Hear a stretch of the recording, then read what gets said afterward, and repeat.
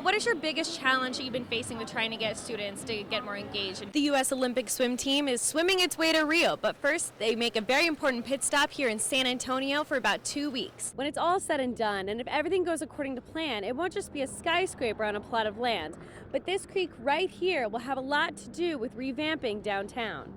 When it comes to improving parks, they can't just go down a checklist. These days, people want different things for their parks. While there's plenty to be nervous about on the way to Rio, threats like the Zika virus isn't a concern for this team. Serving as an officer here in San Antonio is much different than other parts of the country. Here, there's a major push to be more connected to the community. Now here we are with a Subi beef street taco with some avocado and sour cream mixture on top. When was the last time that you had this in your lunch? So here we are spicing up the lunch menu with every bite. You know, the sky's the limit.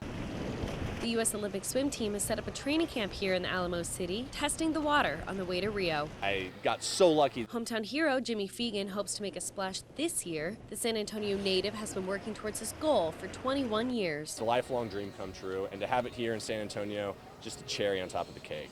While in San Antonio, the athletes can fine-tune their skills, mentally prepare, address any health issues, and focus on growing as a team. While there's plenty to be nervous about on the way to Rio, threats like the Zika virus isn't a concern for this team. This is a team. It's not about an individual choice. This is about representing the United States, and there's no way in hell that they're going to not go.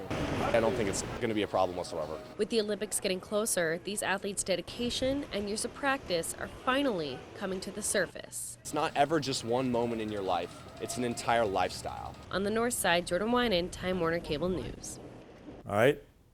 Yes, sir. Everybody with me? Yes, sir. All right. Just days after 5 law enforcement officers were killed in Dallas, training begins for the newest cadets in the San Antonio Police Department Academy. This will get easier. Right now what you're feeling is fear of the unknown. You don't know what's going to happen. Although the Dallas tragedy is still fresh, these cadets say the senseless act won't keep them from protecting and serving. It makes me want to do this job even more. There's nothing to be scared of. Serving as an officer here in San Antonio is much different than other parts of the country. Here there's a major push to be more connected to the community. This is a pivotal time in policing across the country. Seeing the issues that are going on around the world and knowing that I can make a difference, seeing the class that I'm coming in with and trusting that we're all going to have each other's back. This new class is also making history.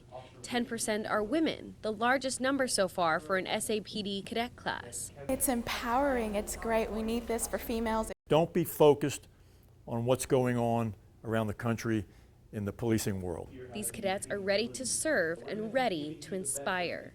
On the south side, Jordan Weynand, Time Warner Cable News.